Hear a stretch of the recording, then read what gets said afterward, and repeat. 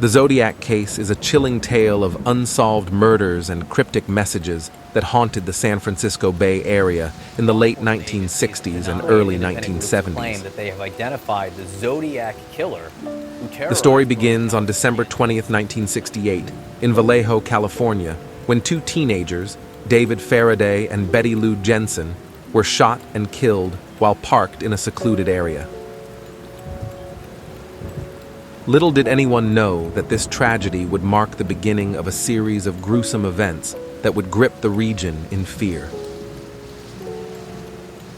The killer, who would later adopt the moniker Zodiac, made his presence known through a series of taunting letters sent to local newspapers. In one of his initial correspondences, he took responsibility for the murders and included a cryptogram, challenging anyone to decipher the hidden message. This marked the beginning of the Zodiac's eerie communication with the public and law enforcement. As the cryptic letters continued, the Zodiac claimed more victims. On July 4th, 1969, he attacked Darlene Ferrin and Michael Mageau in Vallejo's Blue Rock Springs Park. Ferrin was killed, but Mageau survived to provide a crucial eyewitness account. The Zodiac, however, managed to elude capture once again. Joining us now is forensic The killer's next infamous act occurred on September 27, 1969, at Lake Berryessa. Brian Hartnell and Cecilia Shepard were ambushed while picnicking. Wearing a hooded costume and brandishing a knife, the Zodiac left behind a horrifying crime scene. Hartnell survived, but Shepard succumbed to her injuries, further intensifying the public's fear.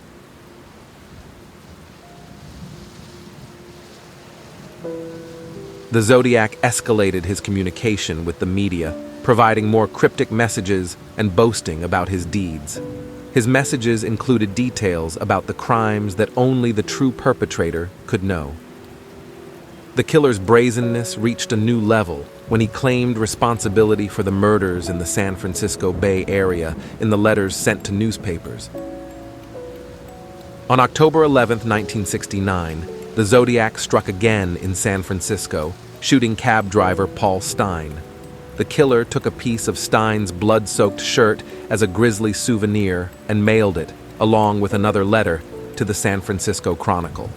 This audacious act heightened the intensity of the manhunt for the elusive murderer.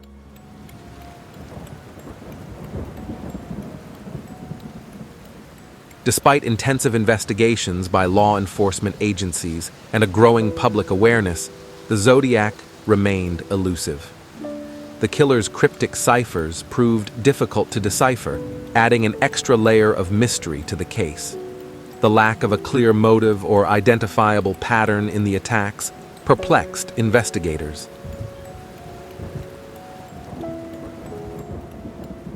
The Zodiac's reign of terror seemingly came to an end after the Stein murder, but the identity of the killer remained unknown.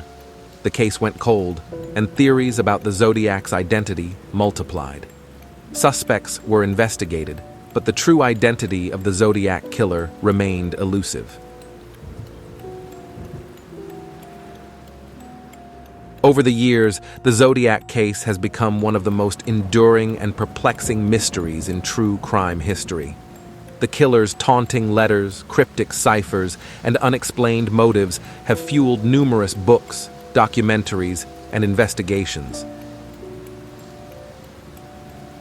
Despite the passage of time, the Zodiac case remains unsolved, leaving the true identity of the killer shrouded in the shadows of one of the most haunting crime stories in American history.